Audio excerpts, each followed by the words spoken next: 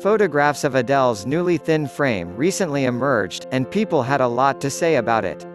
Then the singer appeared in a new picture with TV host Kinga Rusin at Beyoncé and Jay-Z's 2020 Oscars party and set the internet alight.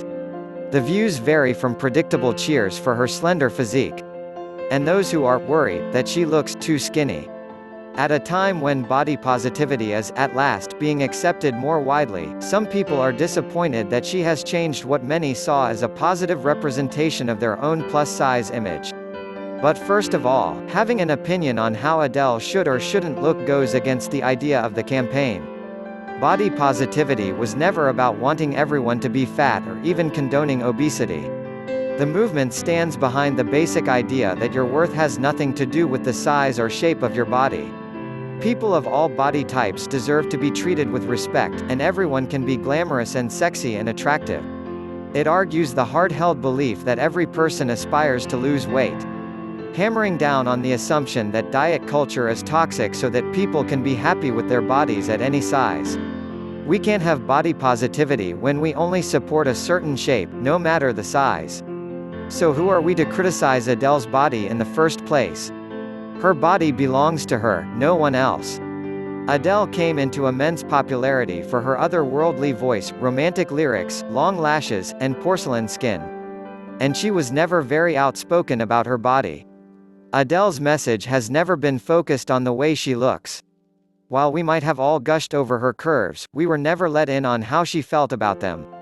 I recall a 2015 interview on 60 Minutes Australia in which she said, "I've always been asked questions about my body and my weight and my size and my style and stuff like that. It seemed to astound people that I was plus size and being successful, that was how I felt." Apart from those few and far between comments, she never claimed to feel sexy in her curvy frame. One of my good friends said, "As a plus-size girl, I saw her as one of us." So now, underneath the thinly veiled concern that she has gotten too skinny, I feel a sense of betrayal among some fans. Many felt like a win that a plus-size girl got so much success in the music industry. Now that she's thin, those celebrating the weight loss are only enforcing fears that everyone would instead look thin, rather than the version of her body that mirrored their own. But what happened to admiring her for who she was? It's dangerous when we glorify dramatic weight loss. As someone who has lost and gained weight during the last 20 years as a yo-yo dieter and exercise-obsessed, I can tell you firsthand that the compliments people inevitably get when we drop a few pounds feel like a high. No matter how comfortable we feel in our skin, the permanent conditioning of "smaller is better" is tough to shake. The harsh downside is that when you do inevitably get the weight back, studies show a large majority of dieters do, you feel more beaten and more self-conscious than ever. The compliments end and often turn to looks of pity, and the message is received. Ordinary people, particularly women, face intense pressure to be skinny, so I can't imagine the tremendous pressure a celebrity is under. But we don't really know why or how Adele decided to lose the weight. Or even if she decided at all. She's credited the cert food diet, Pilates, and working out for her new body. What I know is that people have intimate, personal relationships with food that fluctuate throughout their lives. Of course, people can lose weight and eat less when they go through hard times, and Adele had admittedly had it though last year. On her Instagram last May, she wrote 31 thank fu ******* G God. 30 tried me so hard. Perfection does not exist. I know I am not saying a great novelty. But I want to shout it. I wish they told me earlier. It should be included among the first teachings they give us. Do you know how long I spent looking for it? I thought I had to be perfect to find someone who could love me. If I could speak to my younger self, I would say this.